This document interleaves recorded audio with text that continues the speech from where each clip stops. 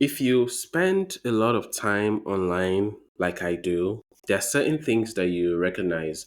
There are certain patterns you start to pick up on that make the whole experience a little bit frustrating sometimes. Whether it's the same recycled arguments over and over again about dating or politics, like just the standard like brain rot stuff.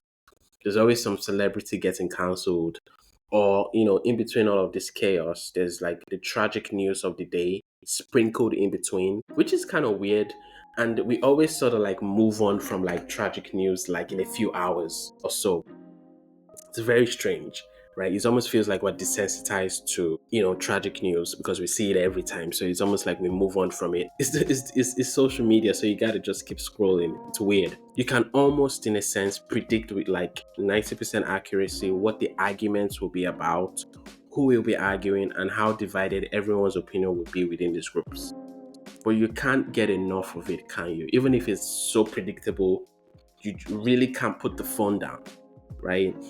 It's like a love-hate relationship with these apps that we have. It's almost like scratching that itch that leaves you with like blisters, but you can't stop scratching. I mean, you can technically stop, but what's the alternative? Boredom, fear of missing out. Somehow that feels even worse. So you get sucked in again and again, but that's a conversation for another time. That's a conversation for another day. Here are some of the things I find a bit annoying about the internet lately. One, groupthink. Have you ever encountered individuals online who seem very detached from reality? I mean, it's almost like they're living in a completely different universe based on the things that they post, or like the conspiracy theories that they are into, or just like the extreme views they hold in general about everything. Facebook is a perfect example of this. I'm rarely on Facebook, but anytime I get on there for whatever reason, I'm always shocked at how insane some of the content on Facebook is. Even like the memes and just the conversation on there is like, these people are living in like a completely different universe. No offense to people that are on Facebook. To truly understand why this happens, we need to break down what an algorithm is and what it does to your feed. So an algorithm is essentially a set of rules or instructions that social media platforms use to decide what content to show you. You see, when you like or when you share or when you spend a lot of time on certain types of content, the algorithm takes notes and begins to show you more content that's similar. So let's say Bobby is into cat videos. So every time he watches one cat video and he likes it or shares it, the platform's algorithm notes that. It then shows Bobby more cat videos, thinking, hey, this guy really likes this stuff. So let's give him more of that. Let's give him more of what he likes.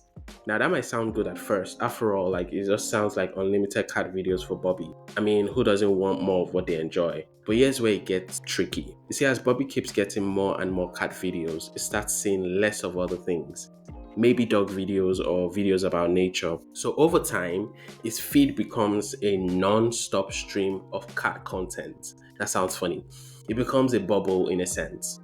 So this bubble doesn't just keep him from seeing different types of videos, it also isolates him from different ideas or different perspectives that could challenge or sort of like broaden his worldview in a sense. Now, if you apply this to like more serious topics like political views or even like health information, you can see how this selective exposure to information can shape your understanding and opinions in significant ways. If Bobby only sees one side of the issues because the algorithm keeps feeding him what he engages with the most, he might start to think that everyone feels the same way or that other viewpoints are less valid or even rare. Now, here's the thing, we're all being manipulated one way or another by algorithms. See, as soon as you sign up and start like scrolling, they got you, bro. That's why you sometimes come across someone or even a group of people who seem so misinformed and off base about an issue that you can't help but think they are clueless. You can't believe how like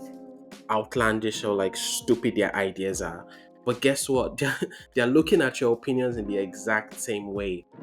Now, groupthink isn't exactly a new concept. It's as human as anything. We've always had like a tendency to conform to the dominant views within our communities to fit in and feel secure. But what's different now with the internet and social media is the scale and just the intensity of this level of groupthink. It's not just about agreeing with like your neighbors or your colleagues at work. It's about aligning with like global networks of people who can reinforce your view around the clock, making the common opinion seem like the only opinion. Every news or trending topic quickly splits into opposing camps. It's always pro this or anti that, regardless of like the actual facts. You see, both sides have a filter that they run everything through, and that filter usually has little to do with the truth and more to do with how it can make the other side look bad. So good luck trying to have a meaningful conversation in an environment like this. You see, when you try to make someone feel foolish for their opinion, they become less receptive to anything you're trying to say to them, right? People are not really interested in changing their minds. They're interested in proving they were right all along. So listen, I get it. It's easier said than done. I struggle with like accepting opinions I know are completely off base, especially when it's obvious the person is misled or just like flat out wrong. It's very frustrating trying to explain things or even keep your cool when you come across like a ridiculous take. So trust me, I'm not here to like preach to you like I have it all figured out. But the thing is, we have to ask ourselves like really basic questions. What's the goal? Is it to actually change minds or just to vent our frustration? Because making the other person feel dumb or attacked isn't going to get us anywhere.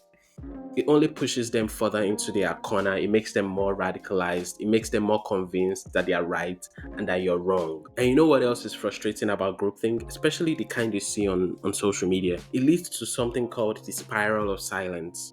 Let me explain. You see, when people see a controversial topic online and let's say they check the comments, they quickly track which way the majority of opinions are leaning. So if most people are taking one side, those with like a different view often stay quiet, because they are afraid of backlash or they don't want to get ridiculed. So this is the spiral of silence in a sense. The louder the dominant opinion gets, the more people with opposing view feel pressure to keep their thoughts to themselves.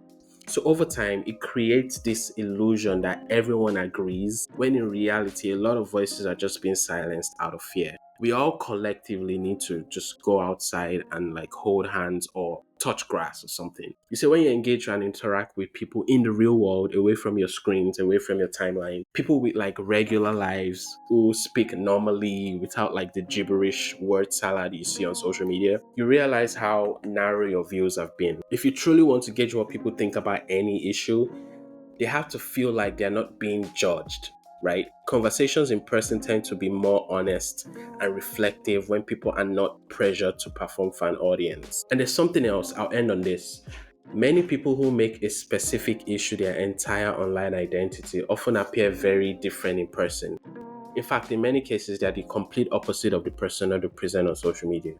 And just like their bios are filled with trending buzzwords and their profile is an avatar of something you would expect, their personas are just like that too. They're just avatars. They're just masks that they wear and nothing else. 2. Therapy speak and self-diagnosis. This is a good one. It's funny in a weird way. I don't think there's a day I go on Twitter that I don't see words like trauma or narcissist or PTSD and so on.